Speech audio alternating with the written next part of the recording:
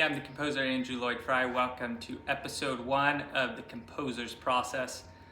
I wanted to just start documenting works in progress where I'm still kind of experimenting and still kind of like figuring things out, and just talk about some of my process and some of my ideas and things I'm thinking about the piece, and just kind of explore that.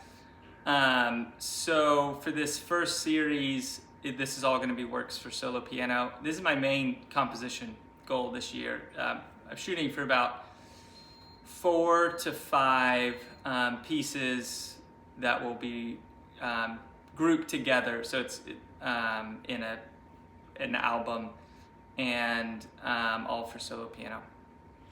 So a little context.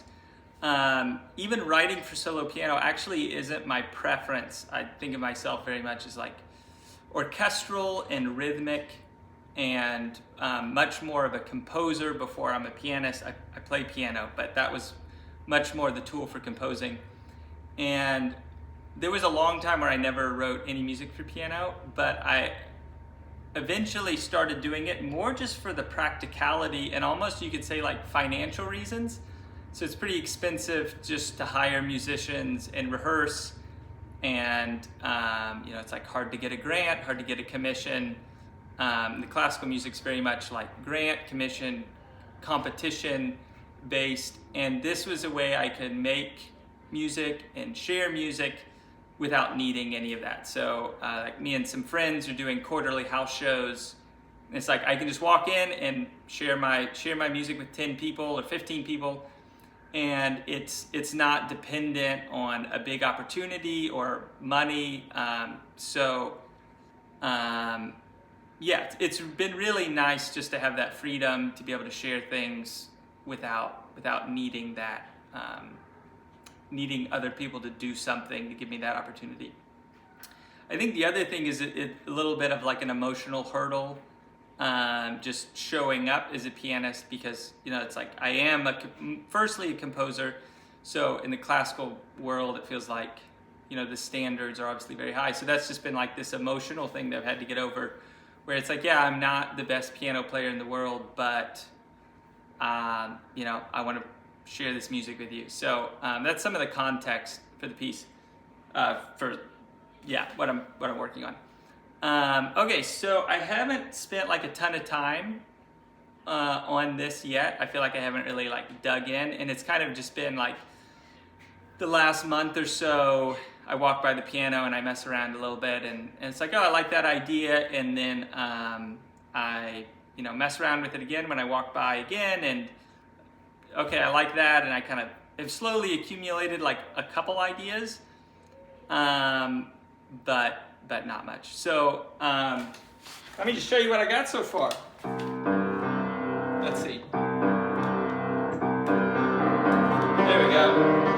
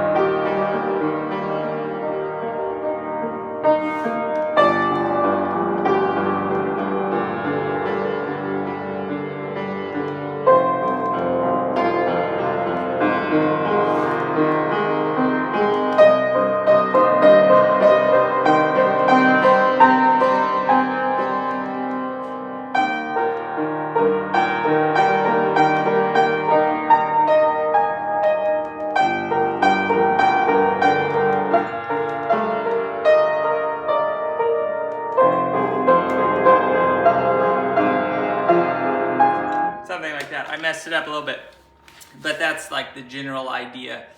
So it's actually pretty simple, and it's just C minor and E flat major and G, F and A flat, and it's just spiced up with doing this, a lot of movement in the left hand. So that's all C minor.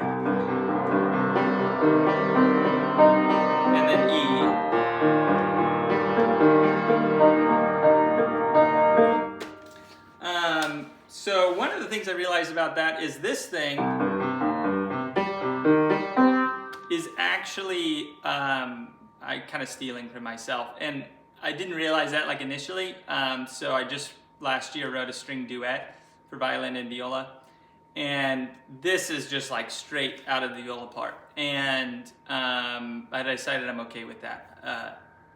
Yeah, Aaron Copland stole from himself, so I feel like I can too. And then just a couple other thoughts related to that. So, like this right hand thing. So, this kind of like opening melodic kind of material. All of that is chord tones. And I've realized more and more how much I think this is just true of classical music in general, that I can compose a little bit more with my brain than my ears, and intellectually just writing something that's just chord tones feels like I didn't do very much. It feels not creative, and it feels like not smart or something, because it's just like, okay, you do something, like you have this idea, or it was this, and essentially you just keep that idea going and you just adjust to make sure you're always on chord tones. And more and more I'm just trying to get in touch with what the sound, and it's like it doesn't matter if it's chord tones, if it sounds really good, then going with it. So it's like this battle in myself between my ear and my brain, and I'm trying to get more in touch with my ear.